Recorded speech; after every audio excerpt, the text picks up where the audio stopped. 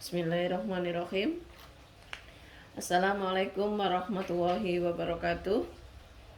Anak-anakku, hari ini kita melanjutkan pelajaran matematika kembali, melanjutkan tentang integral. Materi untuk hari ini adalah aplikasi integral tak tentu. Kemarin kita sudah belajar tentang bagaimana mengintegralkan dari suatu fungsi. Maka sekarang apa aplikasinya atau kegunaannya?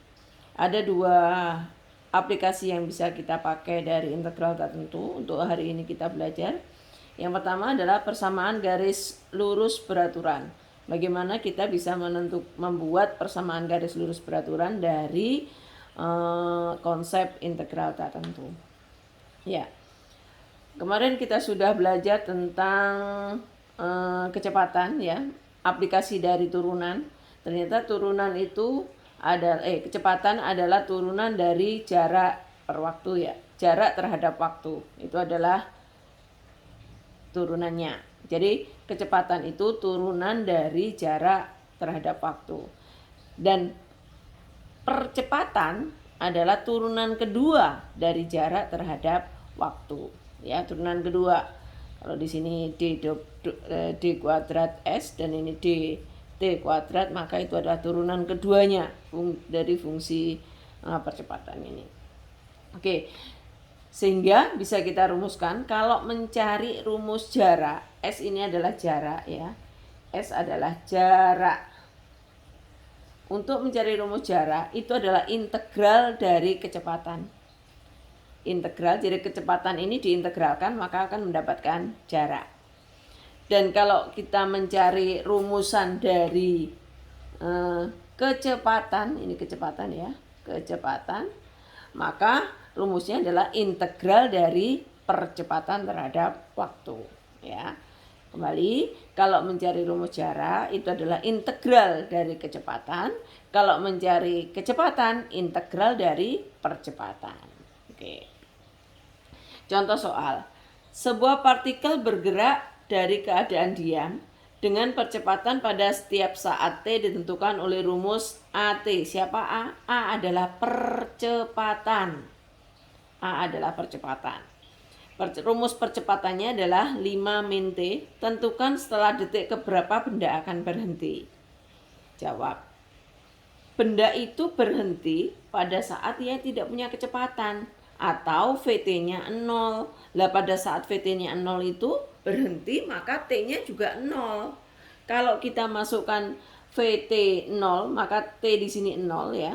V 0, misalnya harusnya V0 karena T-nya ini adalah 0, kita masukkan nilainya itu harus 0. Nilainya ini harus 0. Untuk mendapatkan nilai T yang 0 ini, maka C-nya juga harus 0 supaya nilai kecepatan V0-nya itu nilainya 0. Oke. Kita masuk pada menentukan nilai kecepatan dulu. Kecepatan VT sama dengan integral dari percepatan. Ini rumus yang kita pakai. Kecepatan adalah integral dari percepatan. Integral dari percepatan. Siapa percepatannya? 5 min T. Jadi 5 min T dt. Kita integralkan 5 min T. 5 itu diintegralkan 5T, ya. Min T diintegralkan adalah setengah T kuadrat. Masih ingat, ya? Yuk. Setengah T kuadrat. Setengah dari mana? Ini pangkat 1. 1/1 ditambah 1. Ya, 1 berarti 1/1 tambah 1 itu 2. T pangkatnya ditambah 1. Ini pangkat 1 tambah 1, pangkat 2. Ditambah C. Ini nilainya harus 0. Nilainya harus 0 karena benda itu diam.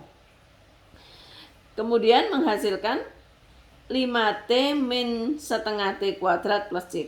C ini harus 0, ya, ini harus 0. Ini kita faktorkan. Di sini punya setengah, di sini ada 5, bisa kita tulis di sini 10. Setengah T kali 10, 5T. Setengah T min dikalikan min T, ya. Setengah T kali min T min setengah T kuadrat. Sedangkan ini C-nya adalah 0 di sini dan C itu harus 0. Sehingga setengah T kali 10 min T sama dengan 0. Dari sini T-nya ketemu 0 atau T-nya ketemu 10. Jadi benda itu berhenti setelah 10 detik. Iya. Ya. 0 bisa ya, karena kalau pas T-nya 0 itu pastinya diam, nggak bergerak. Itu sudah pasti, sudah terjawab di sini. Sehingga kalau kalian kapan benda setelah berapa detik benda itu akan berhenti T0, ya nggak bisa kan, sudah ditulis di sini dengan T0. Berarti jawaban yang benar adalah setelah 10 detik. Setelah berapa detik gitu ya. Kalau T0 jawab 0 langsung ya nggak bisa, ini berarti belum bergerak. Itu bergerak dulu baru T keberapa akan berhenti lagi. Oke. Contoh nomor 2. Laju sebuah partikel ditentukan dengan rumus VT. Apa VT? Kecepatan. Kecepatannya adalah 8T-6. Jika saat 3 detik partikel itu menempuh jarak itu siapa? Jarak tidak lain adalah S. S sama dengan 28. Itu pada saat 3 detik. Tentukan jarak setelah 8 detik. Pertanyaan berikutnya, pas 8 detik ini berapa meter gitu ya. Oke. VT sama dengan 8T-6. Kita akan mencari jarak atau S. Itu adalah integral dari VT. ST sama dengan integral VT dt. Ya, integral VT dt. ST sama dengan integral VT-nya apa? 8T-6. Kemudian kita integralkan 8 per 2. Per 2 dari mana? Ini pangkat 1, 1 ditambah 1 ya. 8 per 2, T pangkatnya tambah 1. 6 integralnya 6T ditambah C. Ya, integral harus tambah C begini. Kemudian ST sama dengan 8 dibagi 2, 4. 4T kuadrat min 6T sama ditambah C. Oke, ini rumus untuk jarak. Ketemu rumus jarak kita ya. Ketemu rumus jarak. Nah, setelah ketemu rumus jarak, ternyata di soal tadi diketahui bahwa pada saat I-nya 3 detik, pada saat I-nya 3 detik menempuh jarak 28. Sehingga T-nya kita masukkan 3, jaraknya ini 28. Sehingga bisa kita tulis S3, T-nya itu 3, maka 4 3 kuadrat ya, dikurangi 6 kali 3 tambah C. Kita mencari C-nya. S3 maksudnya tadi jarak yang ditempuh adalah 28 pada saat T sama dengan 3 detik. 28 sama dengan 3 kuadrat adalah 9 kali 4 36 min 6 kali 3 18 min 18 ditambah C. 28 sama dengan 36 dikurangi 18 ditambah C. 18 ditambah berapa supaya mendapat 28. Berarti C-nya berapa? 28 dikurangi 18 yaitu 10. Nah, ketemulah kita nilai C ini 10. Sehingga jarak setelah 8 detik adalah, kita masih pakai rumus jarak ini dengan C sama dengan 10. Kita ganti C-nya, kita masukkan 10. S8 sama dengan, ya pada detik ke-8 adalah 4 kali 8 kuadrat dikurangi 6 kali 8 ditambah 10. Sama dengan 8 kuadrat 64, 64 kali 4 256 min 6 kali 8 48 ditambah 10. Kemudian hasilnya adalah 218 meter. Ya, itu contohnya. Jadi kalau mencari jarak adalah integral dari kecepatan. Kalau mencari kecepatan integral dari percepatan. Integral dari A. Oke. Kita lanjutkan berikutnya. Itu aplikasi yang pertama tadi. Sekarang aplikasi yang kedua. Bisa kita gunakan untuk menentukan persamaan kurva. Ya, persamaan kurva ini kita bahasan berikutnya. Gradien garis singgung kurva, kurvanya itu Y sama dengan Fx adalah M, gradien M ya, pernah yang kita pelajari pada turunan kemarin. Sedangkan M itu sendiri tidak lain adalah turunan, yaitu dy per dx. Sehingga persamaan kurvanya adalah Y sama dengan integral dy per dx. Sehingga dy per dx ini tidak lain adalah f aksen x, sehingga untuk rumus y atau kurvanya adalah integral dari f aksen x turunan pertama dari ini ya, y dx. Contoh, Tentukan persamaan kurva yang telah diketahui gradiennya M, yaitu dy per dx. Ini tidak lain adalah f aksen x ya, atau turunannya 2x plus 2, dan melalui titik 3,20 ya, 3,20. Kita tulis kembali bahwa turunannya atau dy per dx-nya adalah 2x plus 2. Sehingga kalau kita tulis dy-nya, dy itu dx-nya ke sini 2x plus 2 dx. Ya. Kemudian kita integralkan. Integral dy adalah y. Integral, kalau ini kita integralkan, maka ini kita integralkan. Integral dy sama dengan integral 2x plus 2 dx. Y sama dengan, kita integralkan 2x, kita integralkan adalah x kuadrat, 2 kita integralkan 2x plus c. Atau langsung juga boleh, misalnya ya, untuk mencari y adalah integral dari dy per dx ya, dx. Nah, langsung begini, sama dengan ini tadi. Sedangkan y-nya sendiri ada, dy per dx-nya adalah integral dari 2x plus 2 dx. Ini adalah ceritanya, kisahnya. Kok bisa dicari dengan integral seperti ini ya. dy per dx itu 2x plus 2, berarti dy-nya itu dx-nya pindah ke sana, 2x plus 2 dx. Kalau kita integralkan, ini kita integralkan. Integral dy adalah integral 2x plus 2 dx ya, begitu.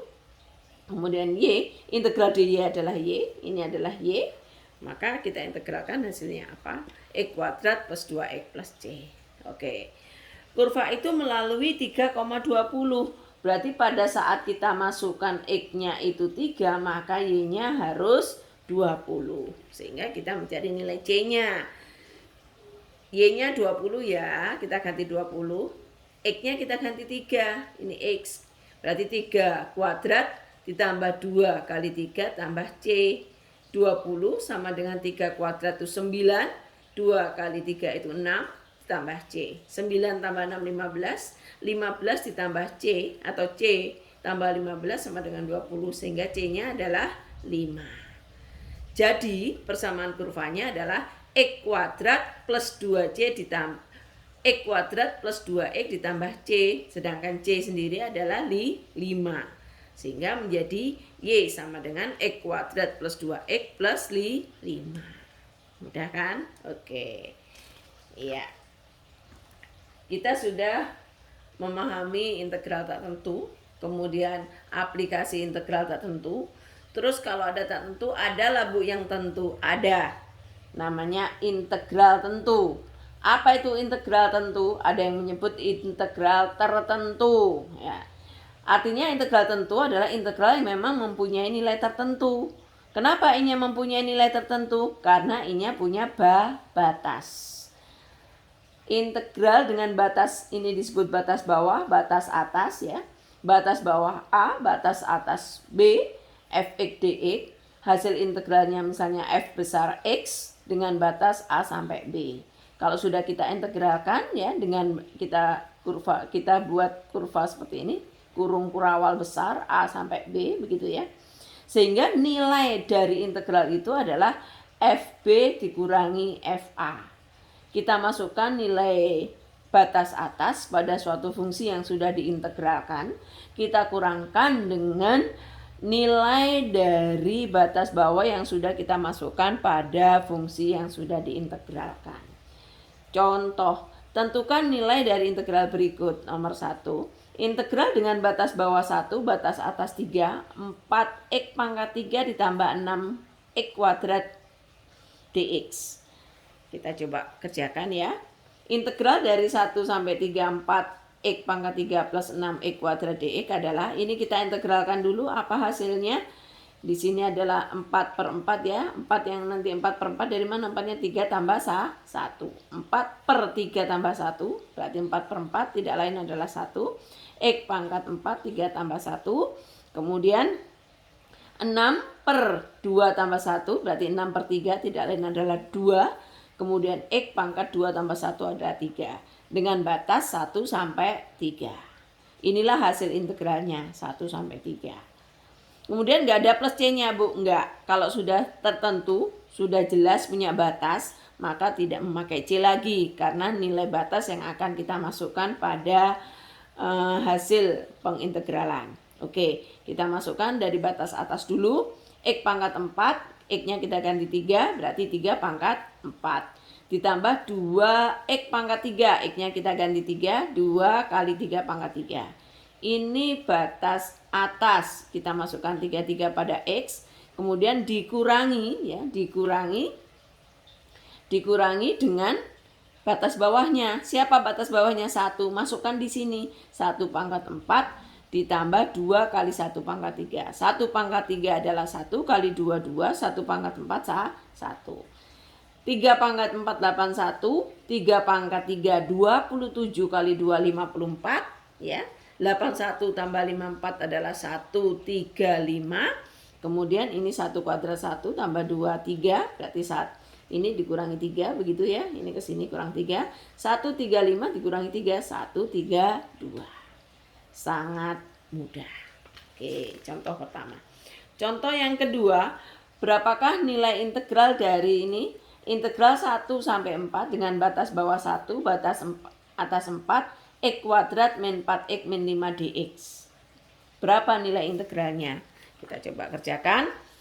Kita integralkan, X pangkat 2 diintegralkan adalah sepertiga X pangkat 3 dikurangi 4 per 2. 2 yang bawah dari mana? Ini pangkat 1, 4 per 1 ditambah 1. Berarti 4 per 2. X pangkat 1 tambah 1, X pangkat 2 dikurangi 5X dengan batas bawah 1, batas atas 4. Oke. Kemudian kita cari nilainya. Ini kita coba sederhanakan dulu. 4 dibagi 2 adalah 2. Sehingga hasilnya adalah sepertiga X pangkat 3 tetap ya. 2X kuadrat min 5X dengan batas bawah 1, batas atas 4. Oke, kita masukkan pelan-pelan. Yang di atas terlebih dahulu. Batas atas masukkan di X ini. Sehingga menjadi sepertiga 4 pangkat 3 min 2. 4 pangkat 2 min 5 kali 4. Ya, sudah.